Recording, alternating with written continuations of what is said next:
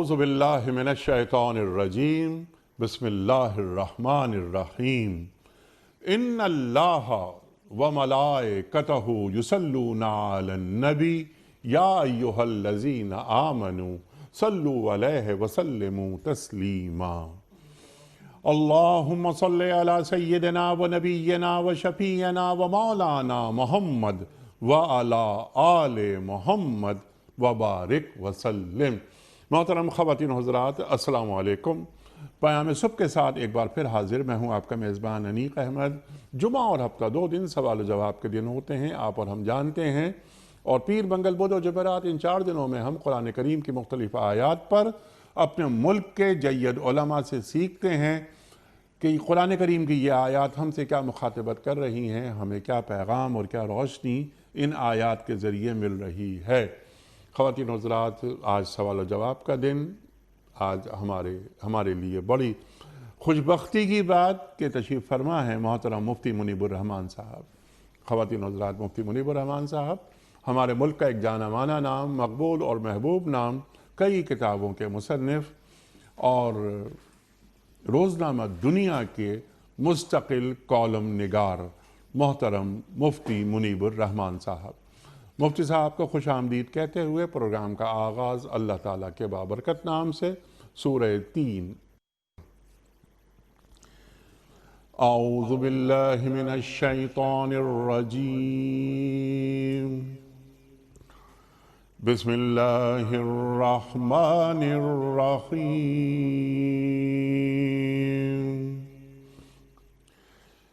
والتین والزیتون وطور سینین وہذا البلد الامین لقد خلقنا الانسان فی احسن تقویم ثم رددناه اسفل سافلين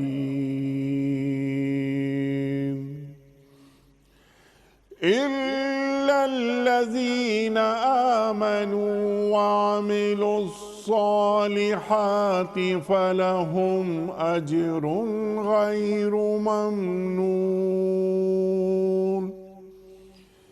فما يكذبك بعد بالدين أليس الله بأحكم الحاكمين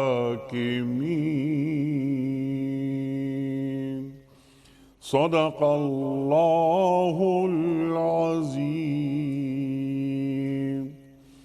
قسم انجیر اور زیتون کی اور طور سینا اور اس پرامن شہر مکہ کی۔ ہم نے انسان کو بہترین ساخت پر پیدا کیا، پھر اسے الٹا پھیر کر ہم نے سب نیچوں سے نیچ کر دیا، سوائے ان لوگوں کے جو ایمان لائے اور نیک عمل کرتے رہے کہ ان کے لیے کبھی ختم نہ ہونے والا اجر ہے۔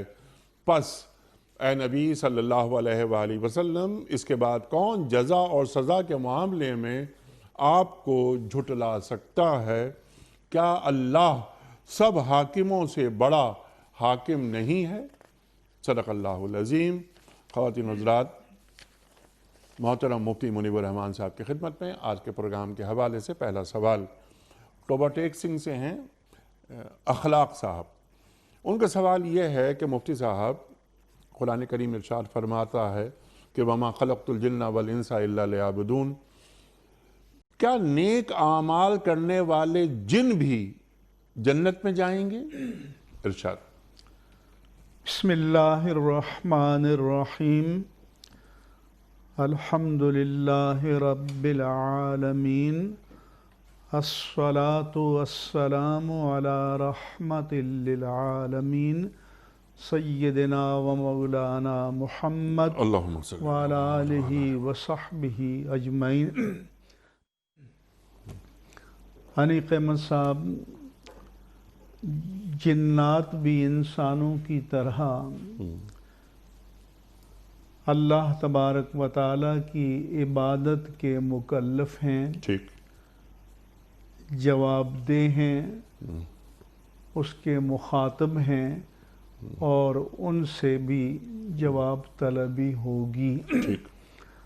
اور قرآن مجید کی جس آیت کا حوالہ دیا گیا کہ وَمَا خَلَقْتُ الْجِنَّ وَالْإِنسَ إِلَّا لِيَعْبُدُونَ، کہ میں نے جنوں کو اور انسانوں کو اس لیے پیدا کیا تاکہ میری عبادت کریں، مجھے پہچانیں، معرفت حاصل ہو۔ اس لیے انسانوں کی طرح آخرت میں ان کا بھی حساب و کتاب بھی ہوگا، ٹھیک۔ جزا و سزا بھی ہوگی، اور نیک جو ان میں سے ہیں، اہل ایمان ہیں، یقیناً جنت میں جائیں گے، اور جو ان کے کفار اور فساق و فجار ہیں وہ جہنم میں جائیں گے۔ قرآن مجید کی سورہ احقاف میں اور سورہ جن میں باقاعدہ جنات کا ذکر ہے، ٹھیک۔ اور ان کے ایمان لانے کا بھی ذکر ہے۔ ٹھیک۔ اچھا، جیسا آپ نے فرمایا مفتی صاحب کہ نیک اعمال کرنے والے جو جن ہیں جی وہ جنت میں جائیں گے، اور جو بد اعمالیوں کے مرتکب ہوئے ہیں وہ جہنم میں جائیں گے۔ جی انسانوں کے ساتھ بھی یہی ہے، نیک اعمال کرنے کے بعد جزا اس جنت اللہ کی رحمت کی وجہ سے۔ انسان تو مٹی سے بنا ہے، جی تو جن تو بنے ہی آگ سے ہیں، جی تو وہ آگ کو کیا جہنم کی آگ میں ڈالا جائے گا؟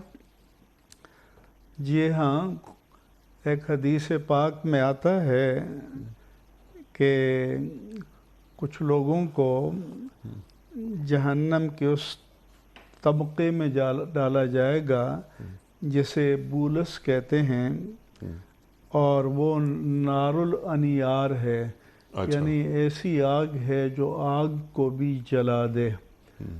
تو لہذا ان کا جوہر تخلیق تو آگ ہے، لیکن اس کے لیے بھی سزا کا نظام اللہ تعالیٰ کے ہاں موجود ہے۔ اچھا، بدکار بد اعمال جن بھی جہنم میں جائیں گے، کفار، مشرکین، فساق۔ یقیناً۔ اگلا سوال ہے عبدالصمد آغا صاحب کا۔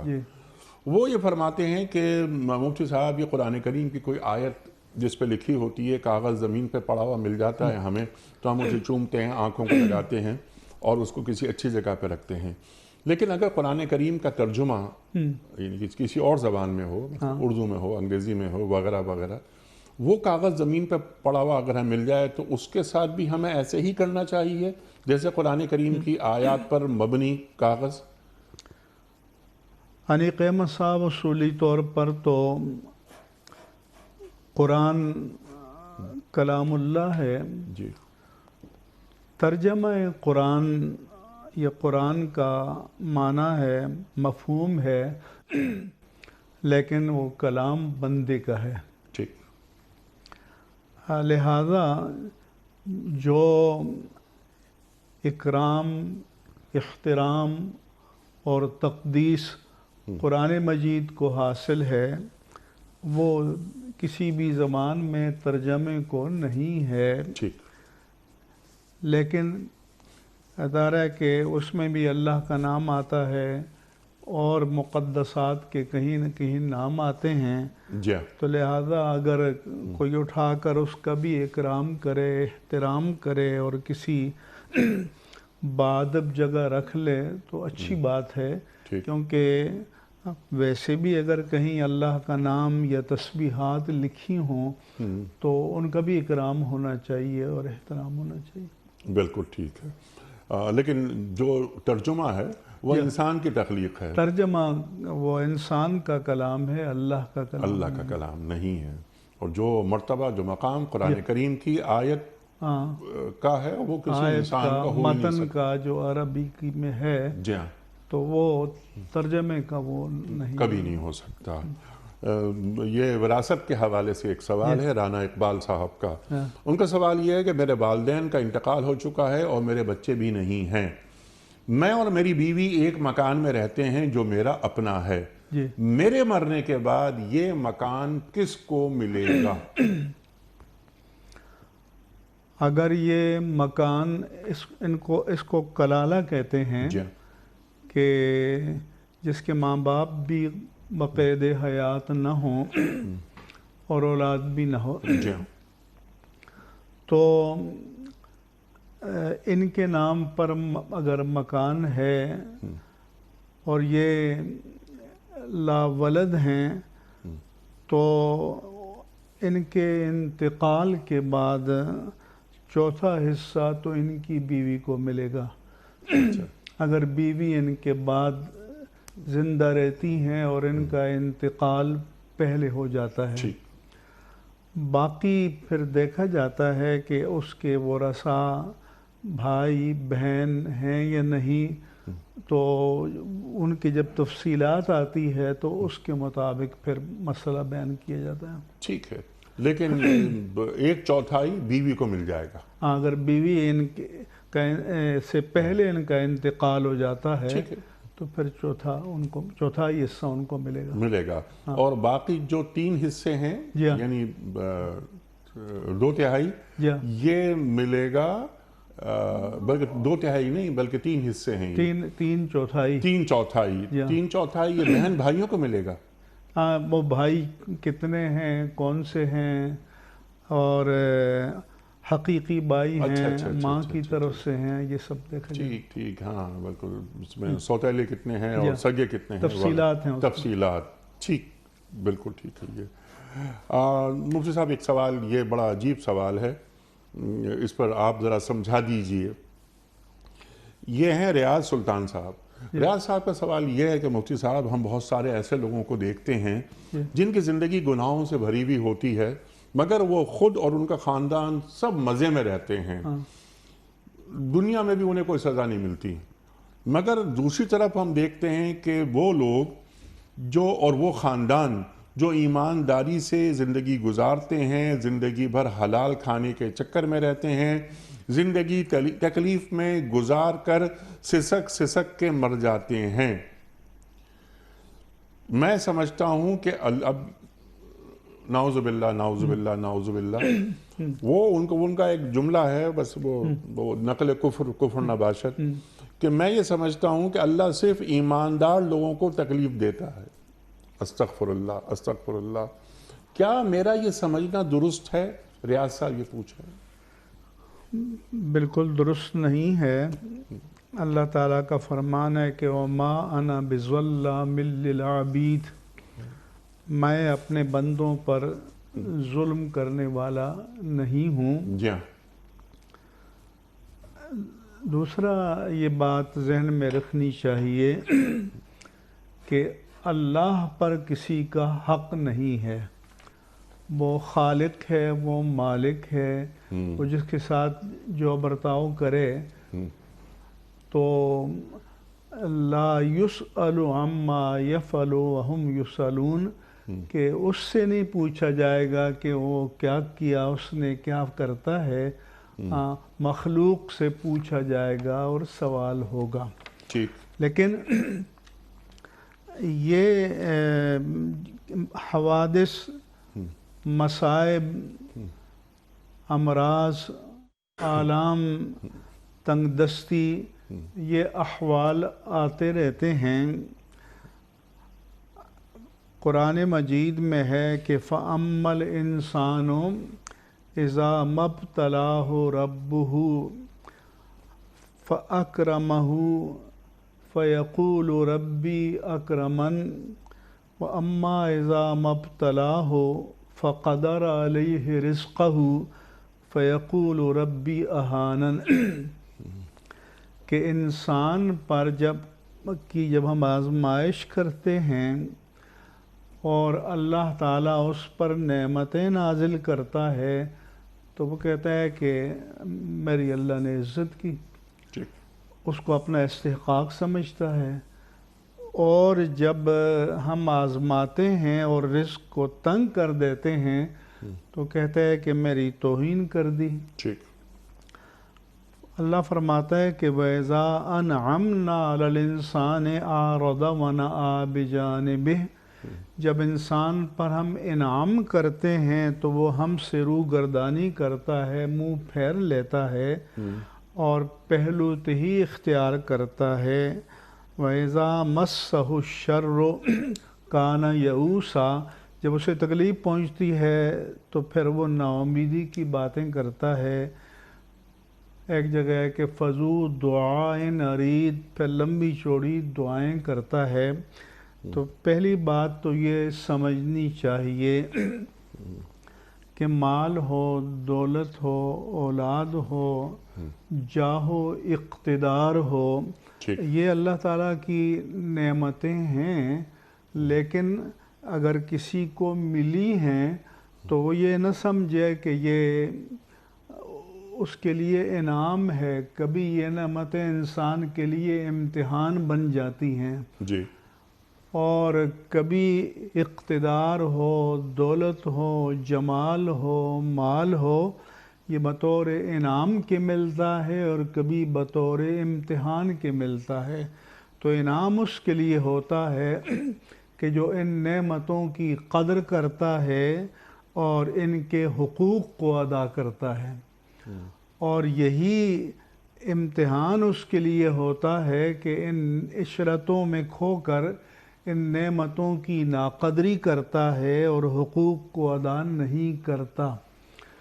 اسی طرح سے جو بعض لوگوں کو ہم دیکھتے ہیں ڈھیل ملتی رہتی ہے، تو اللہ نے فرمایا کہ فَمَهِّلِ الْكَافِرِينَ أَمْهِلْهُمْ رُوَيْدًا، کافروں کو ڈھیل دیجئے آہستہ آہستہ۔ تو اگر ان کو مہلت ملتی ہے تو یہ انعام نہیں ہے، وہ مزید عذاب کے مستحق ہوتے ہیں، انجام بد کے مستحق ہوتے ہیں۔ لہذا اگر اللہ کے نیک بندوں کو پر بیماریاں آتی ہیں اور وہ صبر کرتے ہیں تو اللہ اس پر بھی جزا عطا فرماتا ہے۔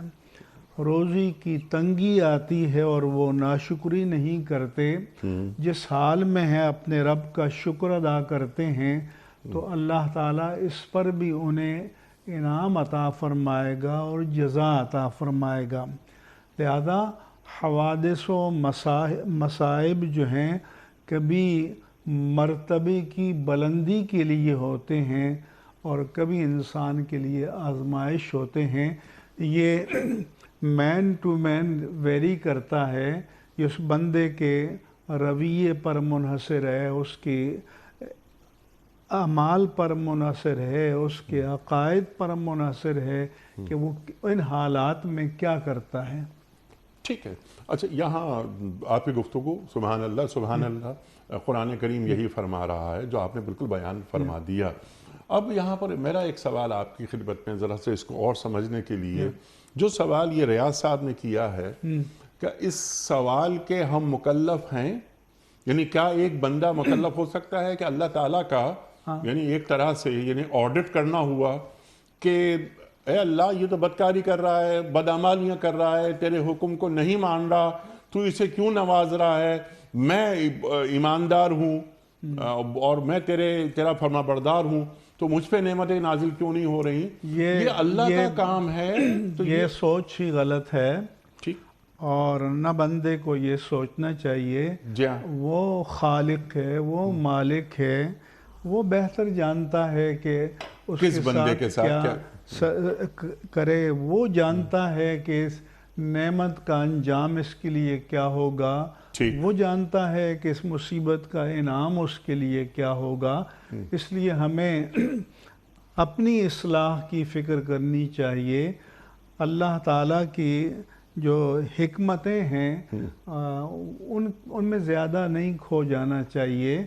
ہاں، بعض اوقات انسان غور کرتا ہے تو اگر ان کی حکمت سمجھ میں آ جائیں تو یہ ہماری عقل کی، دانش کی، فکر کی سعادت ہے، اور نہ آئے تو سمجھیں کہ ہماری عقل کی نارسائی ہے۔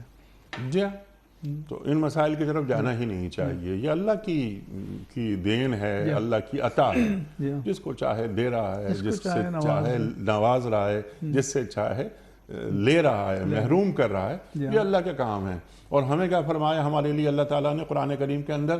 سمعنا و اطعنا، بس اللہ کے احکام سنو اور اطاعت کرو، سماعت اور اطاعت، اور شکوہ نہ کرو۔ اس لیے حدیث پاک میں فرمایا کہ انظروا الی اسفلکم، اپنے سے کم تر لوگوں کو دیکھو، لا تنظروا الی اعلاکم، جو مال میں، جمال میں، مناصب میں، اولاد میں اور چیزوں میں تم سے برتر ہیں، تو ان کی طرف نہ دیکھو، ان کی طرف دیکھو جو تم سے کم تر ہیں، تاکہ تمہارے اندر اللہ کی نعمتوں کی قدردانی کا جذبہ پیدا ہو۔ سبحان اللہ۔ شیخ سعدی نے لکھا ہے کہ پاؤں میں جوتے نہیں تھے، گرمی میں جا رہا تھا اور اللہ سے دل میں شکایت کر رہا تھا کہ پہننے کو جوتے نہیں ہیں۔ میں جامع مسجد کے سامنے گیا تو ایک شخص ایسا بیٹھا ہے جس کی ٹانگیں ہی نہیں ہیں۔ جب اس کو میں نے دیکھا تو میں نے شکریہ ادا کی کہ یا اللہ تیرا کرم ہے، پرواہ نہیں ہے، جوتے نہیں ہیں تو نہ صحیح، ٹانگیں تو سلامت ہیں کہ میں اپنی مرضی سے چل پھر رہا ہوں اور جہاں جانا چاہوں جا سکتا ہوں، کسی کا محتاج نہیں ہوں۔ اللہ اکبر، اللہ اکبر۔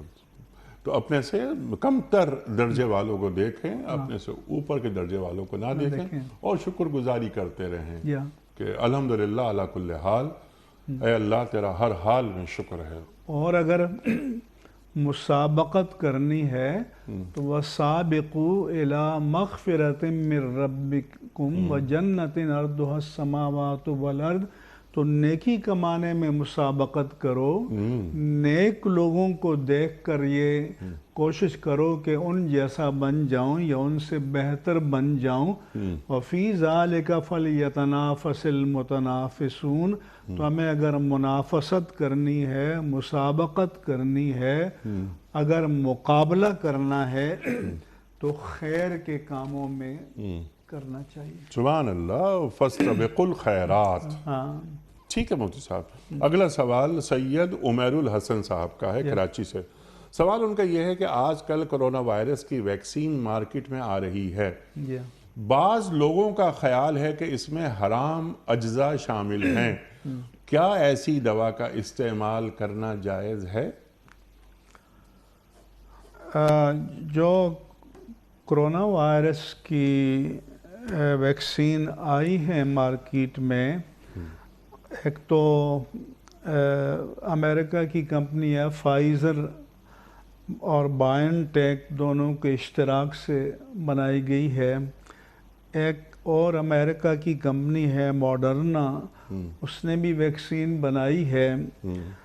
یو کے یعنی برطانیہ کی آکسفورڈ یونیورسٹی نے بنائی ہے، اور اسپٹنک کے نام سے رشیا کی ویکسین آئی ہے، اور سائی فارما کے نام سے غالباً چین کی آئی ہے۔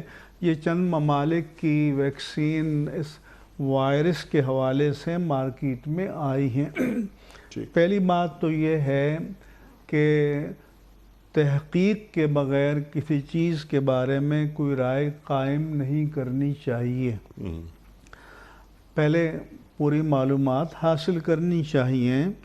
میں نے ہمارے ڈاکٹر ہیں پاکستانی، ڈاکٹر شہرام ملک صاحب ٹینیسی اسٹیٹ یو ایس میں ہوتے ہیں، تو میں نے جب یہ ویکسین آئی تو ان سے پوچھا کہ آپ یہ بتائیں کہ اس میں کوئی حرام اجزاء ہیں، تو انہوں نے پورا اس کا جو اجزاء ترکیبی لکھ کے مجھے بھیجے کہ اس میں نہ کوئی حیوانی جز ہے نہ کوئی انسانی جز ہے، یہ سب کیمیکل اجزاء ہیں۔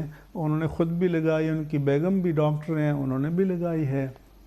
ایک بات تو یہ ہے کہ کوئی بھی بات کرنے سے پہلے تحقیق کرنی چاہیے، اور وہ جو آپ آیت پڑھا کرتے ہیں کہ فَاسْأَلُوا أَهْلَ الذِّكْرِ، کہ جو اس شعبے کے ماہرین ہیں آپ ان سے معلومات حاصل کر لیں۔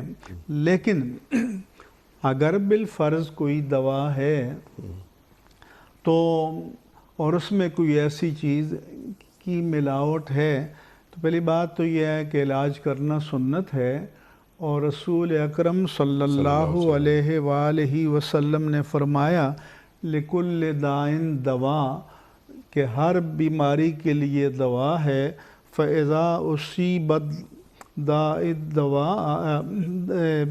دواء الداء، کہ جب دوا بیماری کو پہنچتی ہے تو فقط برا، اس کو شفا مل جاتی ہے۔ اور حدیث میں ہے کہ اللہ تعالیٰ نے کوئی بیماری نازل نہیں فرمائی مگر اس کے لیے دوا بھی یا شفا بھی نازل کی ہے، الا الحرم والموت، کہ بڑھاپے کے لیے کوئی نہیں ہے، بڑھاپے نے آنا ہی آنا ہے، اور موت نے بھی اپنے وقت پر آنا ہی آنا ہے۔ اگر کوئی معلوم ہو جائے کہ دوا ہے اور اس میں کوئی ایسے اجزاء ہیں لیکن وہ اپنی ماہیت بدل کر دوسری چیز کا حصہ بن چکے ہیں تو اور ان کی وہ ماہیت پہلے جیسی نہیں رہی، وہ تبدیلی احوال ہو گئی ہے، تو اس کا استعمال کرنا بھی جائز ہے۔ ہمارے فقہائے کرام نے مثال دی کہ جیسے گدھا جو ہے وہ نمک کی کان میں گر گیا اور نمک کی وجہ سے اس کے بدن جو ہے اس میں پانی نکلتا رہا اور وہ اس کان میں جذب ہوتا رہا، تو اگر اس کا ڈھانچہ ہے وہ تو اس کو الگ کر دیں گے، لیکن اگر اس کا پانی جذب ہو گیا ہے تو اس سے اس نمک پر حرمت کا اطلاق نہیں کیا جائے گا۔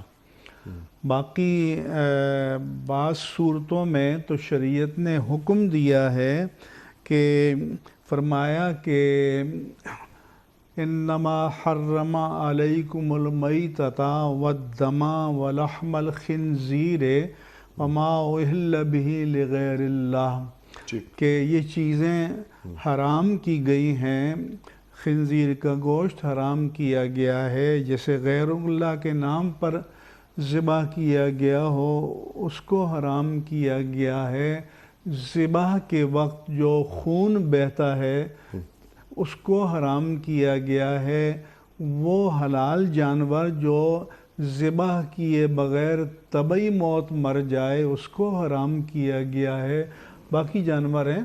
اسی طرح سے شراب ہے، دوسری چیزیں ہیں، تو فرمایا کہ فَمَنِ اضْطُرَّ غَيْرَ بَاغٍ وَلَا عَادٍ فَلَا إِثْمَ عَلَيْهِ، کوئی حالت اضطرار میں آ گیا ہے، اللہ نے قرآن میں فرمایا، تو اس کے پاس بقائے حیات کے لیے کوئی حلال چیز نہیں ہے، نہ کوئی لقمہ کھانے کے لیے نہ پینے کے لیے۔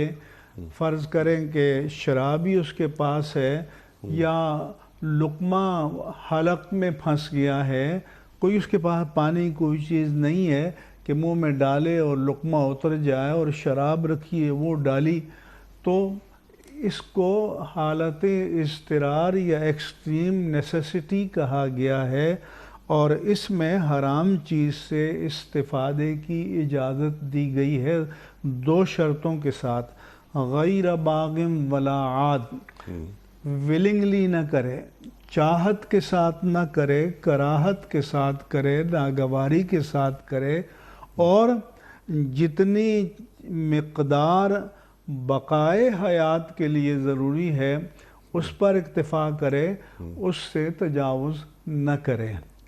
لہذا اگر کوئی جیسے اب ہومیوپیتھک دوائیں ہیں، بعض ایلوپیتھک دوائیں ہیں، ان میں ایک معمولی مقدار الکحل کی ہوتی ہے، کیونکہ الکحل کی خصوصیات میں سے یہ بتایا گیا کہ ایک تو یہ سالمنٹ ہوتا ہے، محلل تحلیل کرنے والا، اس سے سڑاند نہیں آتی، تو سب نے اس کے استعمال کو جائز قرار دیا ہے۔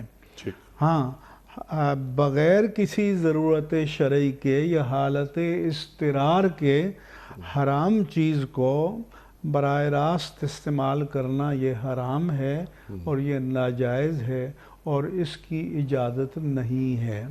اس کی اجازت نہیں جی ہے. ہاں. لیکن آپ نے تحقیق کی کہ ویکسین کی جو دوا جی ہاں، میں نے کورونا کی ڈاکٹر جو دوا آ صاحبان رہی سے، ہے، کیونکہ ہمارا بھی مسئلہ یہ ہے نا کہ ہم تو شریعت کے حکم کو اپلائی کر سکتے ہیں، ٹھیک. لیکن بعض جو مختلف شعبوں سے متعلق ریلیٹڈ چیزیں ہیں تو اس کے بارے میں اس شعبے کے ماہرین سے جی ہمیں معلوم کرنا ہوتا ہے.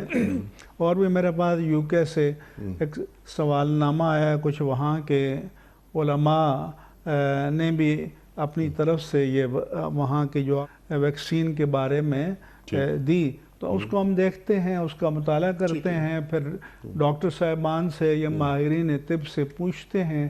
جب سب چیزیں معلوم ہوتی ہیں، کیونکہ انگریڈینٹس یا اجزاء ترکیبی جو ہیں اس کو جاننا ضروری ہے.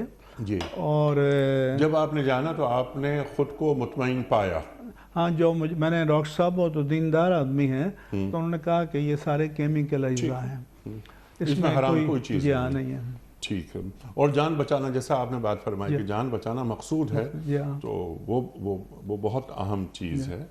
اور ویسے بھی کیمیکلز کی جو انگریڈینٹس ہیں ان کے اندر کہیں کوئی حرام چیز آپ نے نہیں پائی. ہاں، اگر کوئی، جیسے میں نے عرض کیا کہ کوئی معمولی مقدار میں کوئی چیز ہے لیکن وہ اس میں مل کر اب وہ چیز اپنی اصلی حیت پر، حالت پر باقی نہیں ہے، اس کی ماہیت بدل گئی ہے، تو اس کا حکم بھی بدل جاتا ہے. ٹھیک. یہ مفتی صاحب سوال ہے محمد وسیم صاحب کا ملتان سے. سوال ان کا یہ ہے کہ قرآن کریم میں اللہ تعالیٰ کا ارشاد ہے اگر تم ظاہر کرو جو تمہارے دلوں میں ہے یا اسے چھپاؤ اللہ تم سے حساب کر لے گا. کیا اس آیت کی روح سے قلبی خیالات اور واردات پر بھی مواخذہ ہوگا؟ اگر ایسا ہے تو بظاہر نجات مشکل ہے. یہ سورہ بقرہ کے آخری رکوع میں ہے کہ للہ ما فی السماوات و ما فی الارض وَإِن تُبْدُوا مَا فِي أَنفُسِكُمْ أَوْ تُخْفُوهُ يُحَاسِبْكُمْ بِهِ اللَّهُ، کہ تمہارے دلوں میں جو کچھ ہے تم اس کو ظاہر کرو یا چھپاؤ، اللہ تم سے حساب لے لے گا. بعض روایات میں آتا ہے کہ جب یہ صحابہ کرام نے سنی تو پریشان ہوئے کہ ہم اپنے ظاہر پر تو کنٹرول کر سکتے ہیں لیکن قلبی خیالات پر، واردات پر یہ تو بندے کا کنٹرول نہیں ہوتا، بس میں نہیں ہوتا. اگر اس پر مواخذہ ہوا تو نجات مشکل ہو جائے گی. تو بعض مفسرین نے کہا کہ اس کے بعد آیا کہ لا یکلف اللہ نفسا الا وسعها، کہ اللہ تبارک و تعالی کسی نفس کو یا کسی شخص کو اس کی طاقت سے بڑھ کر تکلیف نہیں دیتا. لہذا دل پر وارد ہونے والے ایسے خیالات کہ جن پر قابو پانا انسان کے بس کی بات نہیں ہے تو ان پر مواخذہ نہیں ہوگا. لہا ما کسبت وعلیہا ما اکتسبت، ہر ایک کو اپنے کیے ہوئے نیک عمل کی جزا ملے گی اور برے عمل کی سزا ملے گی. مزید یہ ہمارے مفسرین نے فرمایا کہ ایک خیال آیا اور چلا گیا، اس کو حاجس کہتے ہیں. ایک خیال آیا اور دماغ میں گردش کی لیکن پھر وہ بھی دماغ سے زائل ہو گئے، اس کو خاطر کہتے ہیں. ایک حدیث نفس ہے کہ کوئی خیال آیا اور اس کے بارے میں ہم نے کوئی سوچنا شروع کیا لیکن اس پر عمل کرنے کے بارے میں کچھ بھی نہیں سوچا، اس کو حدیث نفس کہتے ہیں. ایک ہم ہے کہ خیال آیا، اس کے بارے میں ہم نے سوچا بھی لیکن عمل کرنے کے لیے کوئی ارادہ نہیں کیا، تو کہا کہ یہ حاجس اور خاطر اور حدیث نفس اور ہم اس پر مواخذہ نہیں ہے. ہاں، عزم پر مواخذہ ہے کہ جب وہ اس خیال کو دل میں جگہ دے دے، پھر اس پر عمل کرنے کی تدبیریں شروع کر دے، تو اس پر اللہ تعالیٰ کی طرف سے مواخذہ ہوگا کیونکہ وہ بندے کے کنٹرول میں ہے، وہ بندے کے اختیار میں ہے کہ وہ اپنے اختیار سے اب ایک برے مقصد کو حاصل کرنے کے لیے پلاننگ کر رہا ہے، تدبیر کر رہا ہے۔ اس لیے حدیث پاک میں بھی آیا کہ جس شخص نے برائی کا ارادہ کیا وَلَمْ يَعْمَلْ بِهَا مَنْ ہَمَّ بِسَيِّئَةٍ وَلَمْ يَعْمَلْ بِهَا فَلَهُ أَجْرٌ، کہ برائی کا ارادہ کیا لیکن اس پر عمل نہیں کیا تو اس کو ایک اجر ملے گا۔ کیوں کہ برائی سے رکنا بھی ایک نیکی ہے۔ سبحان اللہ۔ وَمَنْ ہَمَّ بِحَسَنَةٍ وَلَمْ يَعْمَلْ بِهَا فَلَهُ أَجْرٌ، جو نیکی کا ارادہ کرے گا لیکن اس پر عمل نہیں کر سکا اس کو بھی ایک نیکی ملے گی، کیونکہ نیکی کا ارادہ کرنا، پروگرام بنانا یہ بھی نیکی ہے۔ ہاں فرمایا کہ من ہم بحسنۃ فعمل بها فلہ عشر امثالها، کہ نیکی کا ارادہ کیا پھر اس پر عمل بھی کیا، اس کو 10 گنا ثواب ملے گا۔ اللہ اکبر۔ تو اللہ اکبر۔ ویسے تو دعا مانگنی چاہیے کہ اللہ تبارک و تعالی ہمیں فاسد خیالات میں مبتلا ہونے سے بچائے رکھے۔ جب اس طرح کے خیالات آئیں تو ہمیں لا حول ولا قوت الا باللہ پڑھنا چاہیے۔ ایک حدیث پاک میں ہے کہ حضرت حنظلہ نے حضرت ابوبکر صدیق سے کہا کہ نافق حنظلہ، کہ حنظلہ تو منافق ہو گیا، اپنی کیفیت کو دیکھا۔ انہوں نے پوچھا بھئی یہ کیسے؟ کہا کہ جب اللہ کے رسول کی بارگاہ میں بیٹھتے ہیں تو جو اللہ اور اللہ کے رسول کی بارگاہ میں ایک حضوری کا، اخلاص کی کیفیت ہوتی ہے، جب باہر نکل کر دنیا کے کام کاج میں مشغول ہو جاتے ہیں وہ کیفیت باقی نہیں رہتی۔ اللہ اکبر۔ انہوں نے کہا کہ یہ تو ہمارے ساتھ بھی جاتے ہیں، حضور سے پوچھتے ہیں۔ حضور اکرم صلی اللہ علیہ وسلم کی خدمت میں حاضر ہوئے، اپنا اشکال پیش کیا تو آپ نے فرمایا کہ ہاں کبھی ایسا ہوتا ہے کہ جب ہماری مجلس میں بیٹھتے ہو اور جو حضوری ہوتی ہے، اور کبھی دنیاوی کاموں میں مشغول ہو جاتے ہو تو ذہن بھٹک بھی جاتا ہے۔ اگر جو کیفیت تمہیں میری بارگاہ میں بیٹھ کر حاصل ہوتی ہے، اللہ کی بارگاہ میں حضوری اور اخلاص کی، اگر وہ ہر وقت ہو لَصَافَحَتْكُمُ الْمَلَائِكَةُ عَلَى الطُّرُقِ وَالْفُرُوشِ، کہ پھر تو فرشتے راستوں میں آ کر تم سے مصافحہ کریں اور تمہاری خوابگاہوں میں آ کر تم سے مصافحہ کریں۔ اللہ اکبر۔ تو وہ گویا نیکی کا اعلیٰ ترین درجہ ہے، جن پر اللہ کرم فرماتا ہے وہ ان کو نصیب ہو جاتا ہے۔ سبحان اللہ، سبحان اللہ، سبحان اللہ۔ تو جو خیالات آ جاتے ہیں اچانک، تو جب تک اس پر عمل نہیں کر لیا جائے تب تک اس سے کوئی معاوضہ، ان کے بارے میں آدمی پلاننگ نہیں کرتا، کچھ نہیں کرتا، کوئی معاوضہ نہیں ہے اس کا۔ ٹھیک ہے مفتی صاحب، کچھ ویڈیو کوئسچنز رکھتے ہیں آپ کی خدمت میں، اس کے بعد پھر یہ سوالات۔ پہلا سوال مفتی صاحب کی خدمت میں، پہلا ویڈیو کوئسچن۔ السلام علیکم ورحمۃ اللہ وبرکاتہ۔ مفتی صاحب آپ سے سوال میرا یہ ہے کہ کچھ لوگ جو حقوق اللہ تو ادا کرتے ہیں مگر حقوق العباد ادا نہیں کرتے، تو ہمارا دین اس کے معاملے میں، ان لوگوں کے معاملے میں کیا کہتا ہے، ہمیں کچھ بتائیں۔ سرکار حقوق العباد۔ جی ہاں، انیق احمد صاحب یہ پہلے بھی ایک سے زائد مرتبہ یہ بات ہم کر چکے ہیں کہ حقوق العباد اور حقوق اللہ کا تقابل کرنا یہ ضروری نہیں ہے، کیونکہ جو بندوں کے ہم پر حقوق عائد ہوتے ہیں، مثلا ماں کا حق ہے، باپ کا حق ہے، اولاد کا ایک دوسرے پر حق ہے، پڑوسی کا حق ہے، اور بہت ساری چیزیں ہیں، تو یہ بھی اصل میں حق اللہ ہی ہے، کیونکہ اللہ نے ہمیں اس بات کا پابند بنایا کہ ہم اپنے ماں باپ کی فرمانبرداری کریں، ان کے ساتھ حسن سلوک کریں، ان کی خدمت کریں. تو جب ہم یہ کام کر رہے ہوتے ہیں تو اگر صرف ایک بشری تقاضا سمجھ کر کریں تو پھر ہم میں اور ایک غیر مسلم اگر فرض کرو کہ اپنی ماں یا باپ کی خدمت کرتا ہے تو کیا فرق رہا؟ تو ہم میں اور اس میں فرق یہ ہے کہ وہ ایک اپنا بشری نفسانی تقاضا سمجھ کر کر رہا ہے اور ہم وہی کام اللہ تبارک و تعالیٰ کا عائد کیا ہوا فریضہ سمجھ کر کر رہے ہیں. تو ایک وہ کہتے ہیں نا کہ ایک پیسے میں دو مزے، کہ آپ نیت کو صالح بنا لیں تو ماں باپ کی خدمت بھی ہو جائے گی اور اللہ تعالیٰ راضی بھی ہوگا. اور اس حدیث میں بھی فرمایا کہ رضا الرب فی رضا الوالدین و سخط الرب فی سخط الوالدین، کہ ماں باپ کی رضامندی میں اللہ کی رضا ہے اور ماں باپ کی ناراضگی میں اللہ کی ناراضگی ہے.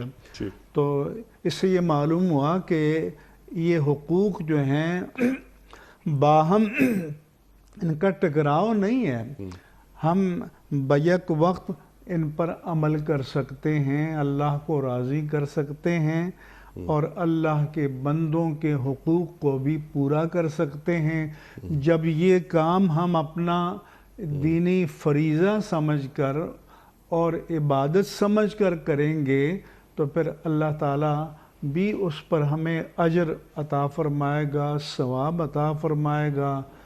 اور جس بندے کا حق ہم ادا کر رہے ہیں اس کے دل سے بھی دعا نکلے گی یقیناً. سبحان اللہ سبحان اللہ. یہ حقوق العباد دراصل حقوق اللہ ہی ہیں. بالکل حقوق اللہ، کیونکہ الخلق عیال اللہ، تمام مخلوق اللہ کا کنبہ ہے. بس وہ ایسے تقابل کو اگر ویسے سمجھنا ہو، ترجیحات کو، کہ ایک آدمی نماز پڑھ رہا ہے اور اس نے دیکھا کہ ایک بچہ آگ کی طرف آگے بڑھ رہا ہے، تو اگر اس کو جا کے نہیں روکے گا تو بچہ جل سکتا ہے. یا ایک نابینا آگے بڑھ رہا ہے اور آگے کھائی ہے یا کنواں ہے، اگر اس کو بچایا نہ گیا تو وہ کھائی میں گر جائے گا. تو پھر وہ نماز کو توڑ دے اور پہلے اس بچے کو جلنے سے بچائے، اس نابینا کو گڑھے میں گرنے سے بچائے، پھر آ کر نماز پڑھے اور یہ سمجھے کہ یہ بھی اس رب کا حکم میں بجا لا رہا ہوں جس کی میں نماز پڑھ رہا تھا. سبحان اللہ. تو وہ بھی ایک صورت عبادت اور صورت بندگی ہوگی، کیونکہ انسانی جان کو بچانا یہ بھی اللہ تعالیٰ کا حکم ہے کہ من قتل نفسا بغیر نفس او فساد فی الارض فکانما قتل الناس جمیعا، کہ جس نے کسی بے قصور انسانی جان کو قصاص کے بغیر یا فساد فی الارض کے جرم کے بغیر قتل کیا تو گویا اس نے پوری انسانیت کو قتل کیا، کیونکہ تحفظ جان یہ انسانیت کا اجتماعی حق ہے. ومن احیاہا فکانما احیا الناس جمیعا، جس نے ایک بے قصور انسان کی جان کو بچا لیا گویا اس نے تمام انسانوں کی حیات کو بچایا. تو اس سے معلوم ہوا کہ بے قصور انسان کی جان کو بچانا یہ بھی رب کے حکم کی تعمیل ہے. سبحان اللہ سبحان اللہ سبحان اللہ. اور حقوق العباد بھی ہے. آج کے پروگرام کا آخری سوال مفتی صاحب آپ کی خدمت میں. جناب والا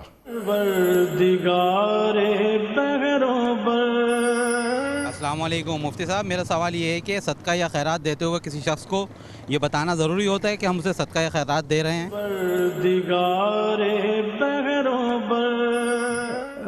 پہلی بات تو یہ ہے کہ جہاں تک نفلی صدقات کا تعلق ہے، ہدایہ کا تعلق ہے، وہ تو آپ دے سکتے ہیں، کسی کو بھی دے سکتے ہیں اور اچھی بات ہے.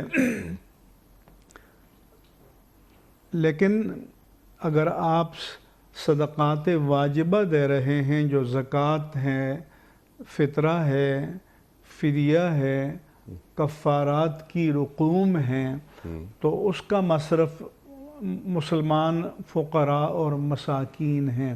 ٹھیک. تو اس کے بارے میں بتانے کا مقصد یہ ہوتا ہے کہ اگر اگلا مستحق نہیں ہے تو وہ کہہ دے گا کہ بھئی میں زکوٰۃ کا، صدقات واجبہ کا مستحق نہیں ہوں.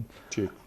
اور اگر یہ سمجھتا ہے کہ اگر میں بتاؤں، اور یہ جانتا ہے شرح صدر کے ساتھ کہ وہ مستحق ہے لیکن میں بتاؤں گا تو وہ اپنی عزت نفس کی وجہ سے نہیں لے گا، ٹھیک. تو بغیر بتائے بھی اس کو دے سکتا ہے. صرف اس کا اطمینان ہونا چاہیے کہ وہ مستحق ہے. اور یہاں تک ہمارے فقہا نے بتایا کہ اگر وہ پھر بھی آپ سمجھتے ہیں ایک غیور آدمی ہے، عزت نفس کا پاس رکھنے والا ہے، تو اس کو تم قرض کہہ کر بھی دے سکتے ہو ٹھیک. کہ ٹھیک ہے بھی آپ کو ضرورت ہے، آپ یہ لے لیں، یا آپ کو قرض ہے. پھر کچھ عرص کے بعد کہہ دیں کہ بھی میں نے یہ قرض آپ کو معاف کر دیا، کوئی مسئلہ نہیں، تاکہ اس کی عزت نفس کی پاسداری کی جائے. جیسا کہ قرآن مجید میں اللہ تعالیٰ نے فرمایا کہ ان کو ترجیح دو کہ لا یسألون الناس الحافا، کہ جو لوگوں سے گڑ گڑا کر نہیں مانگتے. یحسبہم الجاہل اغنیاء من التعفف، ان کی عزت نفس کی وجہ سے، کیونکہ وہ کسی کے آگے سوال نہیں کرتے، اپنی حاجت نہیں پیش کرتے، اپنی مجبوری نہیں بیان کرتے، تو جو اس کے حال سے ناواقف ہے وہ سمجھے گا یہ تو غنی آدمی ہے. ٹھیک. تو اگر اس طرح کے لوگ ہوں تو ان کو ڈھونڈ کر دیا جائے تاکہ صدقات بھی ادا ہوں اور اس کی عزت نفس کی پاسداری اور تحفظ بھی ہو. سبحان اللہ، سبحان اللہ، سبحان اللہ، سبحان اللہ. عزت نفس پامال نہ ہو. مفتی صاحب میں آپ کا بڑا شکر گزار ہوں، آپ تشریف لائے. خواتین حضرات، یہ جمعہ اور ہفتہ 2 دن سوال و جواب کے لیے ہم نے رکھے ہیں.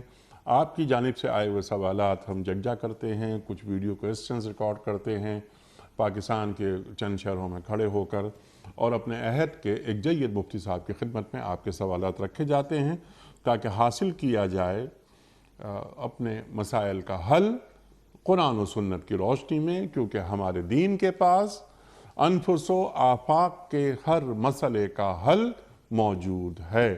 ہمارا دین دین مکمل ہے.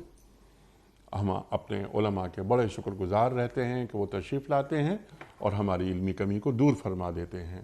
وقت مکمل ہوا ہمارے آج کے پروگرام کا، اور آپ اور ہم جانتے ہیں کہ پیام صبح کا اختتام ہوتا ہے روزانہ ایک قول پر، اور وہ قول ہوتا ہے صاحب نہج البلاغہ امیر المومنین حضرت علی مرتضیٰ کرم اللہ وجہہ کا. آپ فرماتے ہیں کہ جو شخص خرچ میں اعتدال سے کام لیتا ہے کبھی تنگ دست نہیں ہوتا. جو شخص خرچ میں اعتدال سے کام لیتا ہے کبھی تنگ دست نہیں ہوتا. سبحان اللہ، سبحان اللہ. اپنے میزبان انیق احمد کو کل تک کے لیے اجازت دیجیے. خدا حافظ. پروردگار بہروں